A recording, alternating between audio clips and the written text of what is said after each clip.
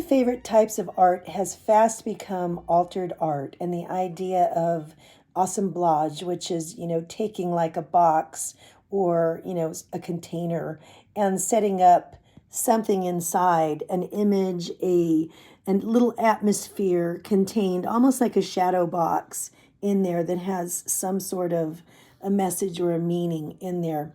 This artist here is Francois Deschamps, and he does just that in kind of the tradition of Joseph Cornell. Joseph Cornell was one of my favorite artists, and I'll show you some of his pieces and why I like him so much. But I wanted to show you some of Francois Deschamps' work because it's kind of in the same type of a style, although Joseph Cornell used more boxes in a lot of his work.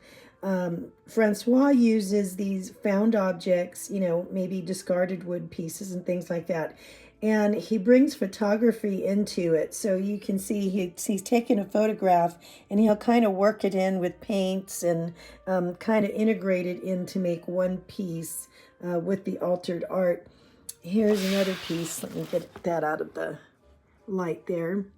And he's done the same thing where he's taken some discarded wood, and it always seems to be framed in some way. He makes it into some sort of a frame, but he takes the photograph and integrates it in there with the rest of the piece. Here's another one that's really, really nice. And so you see, he always seems to frame it nicely, but he integrates it with the photograph. So it ends up being kind of a combined piece. The photograph becomes one with the frame somehow.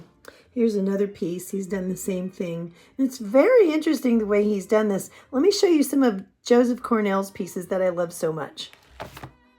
So Joseph Cornell would take these boxes like shadow boxes and then kind of put this assemblage together, a bunch of stuff that he arranged in a certain way to kind of like evoke maybe nostalgia, mystery, or a sense of memory that you might have. So you might, it might evoke some thoughts of a storytelling. So he looked at it as kind of like poetic theater in a 3D form. And so I really love that. It really, I feel more engaged as a viewer with something that's 3D. Now, this is a box I've been working on for quite a while.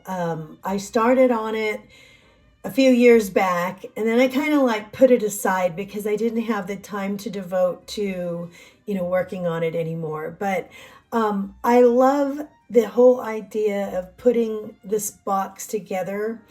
I think there's too many boxes, to tell you the truth, and that's probably the problem that I'm having.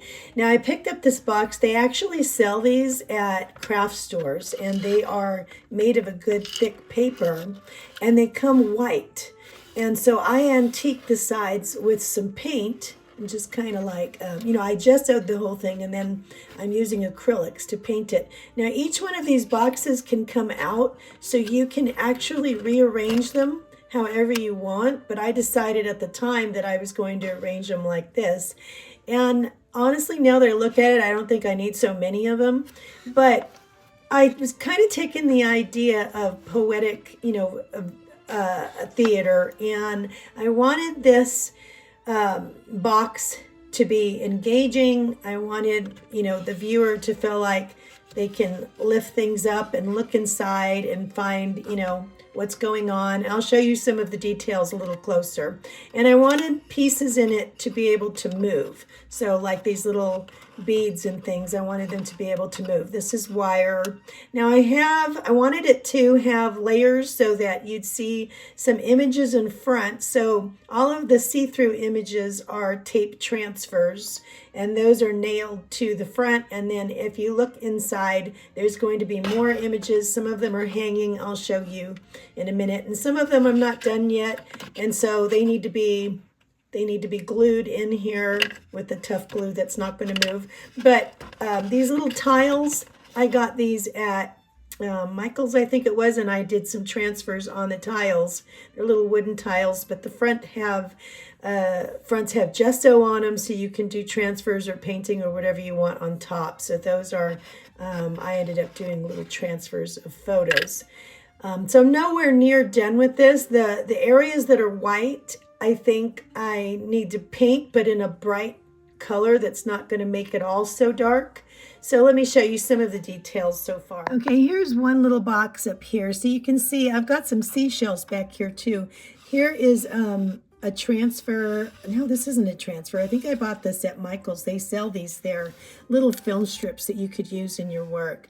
So you see I've got a couple of, I don't know, girls back there, and these little buttons actually move. It's not necessary, but just something to look at to keep the eye moving around. I've got a building back there. I've got some trees up in front. I don't know what to put back there inside, but I do want to set something back there. So I think I've acted a little too quick at putting the last layer on top, and I think I'm going to have to remove that and start over.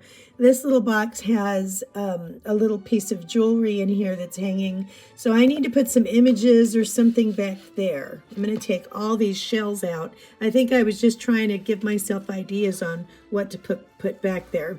Here I have a man in the front, maybe a woman, and some things going on in the back. I've got a child in front with a little doll, and then a child in the back here. This one I have it's actually a part of a napkin, and it's a butterfly. I do need to put something in there. This needs so much work. Here you've got like an atmospheric painting picture back there, and then, you know, some trees in front. There's a person here. Now, it's just going to take, I want it to have so much going on, but it has to be at the microscopic level almost. I've got two tiles with the woman's portrait back there, little beads up here with, I use really, really strong glue. Obviously, something needs to be happening in here. Maybe a miniature house set or something. I'm not quite sure.